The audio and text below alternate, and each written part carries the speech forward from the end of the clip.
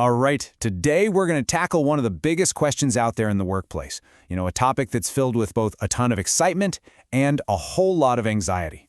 We're going to completely reframe the conversation around AI and your job. The goal? To move away from fear and towards some incredible new opportunities. So let's just dive right in. So, is AI a threat to your job? I mean, this is the question on literally everyone's mind, isn't it? There's this very real, very palpable fear that AI is coming for our jobs. And let's be honest, that is a scary thought. Okay, so first up, we've got to talk about this pervading fear. Let's just start by saying, that feeling, it's completely valid. The anxiety around AI and job displacement, it's not just hype. It's a very real challenge we're all facing as this tech gets woven into everything we do at work. In a way, this AI disruption, it feels a bit familiar. It's automating the boring, repetitive tasks, and it's creating new, higher-skilled roles. We've seen this movie before with other tech revolutions, but, and this is a huge but, there's a key difference this time around. AI is directly impacting white-collar, cognitive jobs, the thinking jobs, in a way no technology has ever done before. That's the game changer. And that right there, that brings us to the most crucial point of this whole conversation. The core issue isn't really job loss, and it's definitely not about some sci-fi robot overlords taking over. No, it's a crisis of perspective. The real problem is how we choose to view and use this technology. So what do we do about it? Well, we make what I'm calling the augmentation shift. This is where we stop thinking about human replacement and start thinking about human enhancement. The idea is actually pretty simple. We need to treat AI as a powerful tool that makes us better at our jobs, not something that makes us obsolete. So really, it boils down to two very different mindsets. On one hand, you've got automation. That's all about replacement and cutting costs. It sees people as a line item. But on the other hand, you've got augmentation, and that's all about enhancement and creating new value. It's about making humans better, not getting rid of them, and that's where we're going to focus. Okay, that's the million-dollar question, isn't it? So what does augmentation actually look like? I mean, it's easy to talk about this stuff in theory, but what does it mean for real people in real jobs day to day? Let's check out a few really powerful examples. Okay, let's start with marketing. Think about it. An AI can just chew through mountains of data, find hidden trends, pinpoint audience segments, stuff that would take a human weeks, it does in seconds. But what does that do? It frees up the human marketer to do what they do best, the stuff AI can't touch. Crafting a compelling story, dreaming up a truly creative campaign, and building a brand that actually connects with people on an emotional level. Or how about medicine? This is a fantastic example. An AI can scan an X-ray and flag things a human eye might miss with unbelievable accuracy. It's like a superpowered assistant. But it's still the human doctor who makes the final diagnosis, who understands the patient's life and their history, and who delivers that news with empathy. That human connection, that bedside manner, AI just can't replicate that. And it's the same story in a field like cybersecurity. An AI is an absolute beast at monitoring networks 24/7, flagging any weird activity instantly.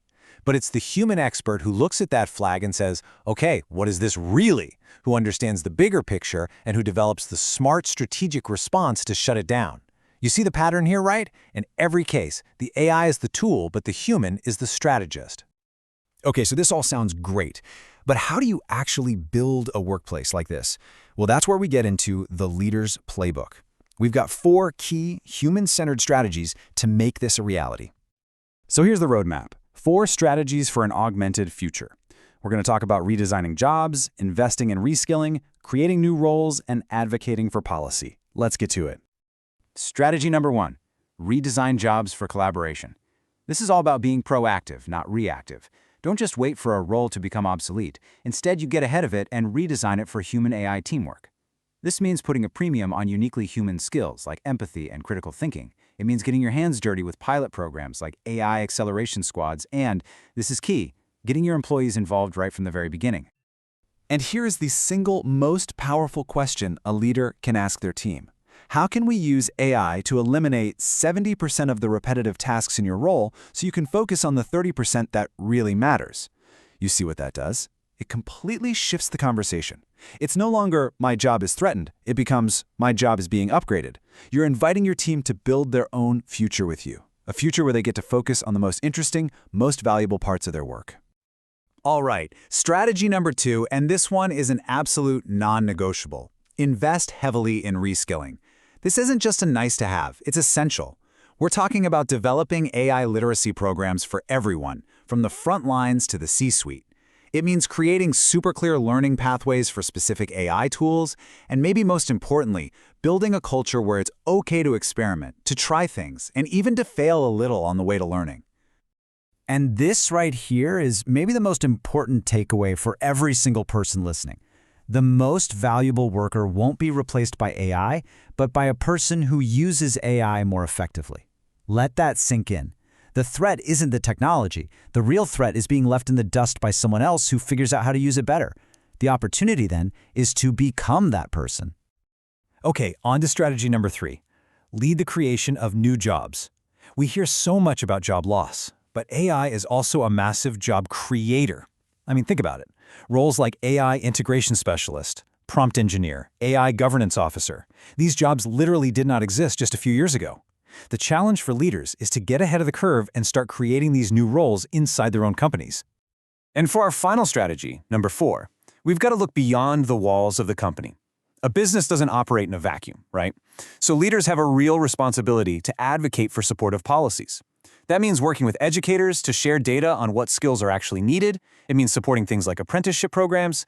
And it means working with regulators to create ethical AI standards that ensure this transition is safe and fair for everybody. Okay, let's bring it all together. When you take these 4 strategies and put them into action, you're doing so much more than just bracing for disruption. You're actively building our AI future. You're taking all that initial fear and anxiety and turning it into a powerful engine for unlocking human potential.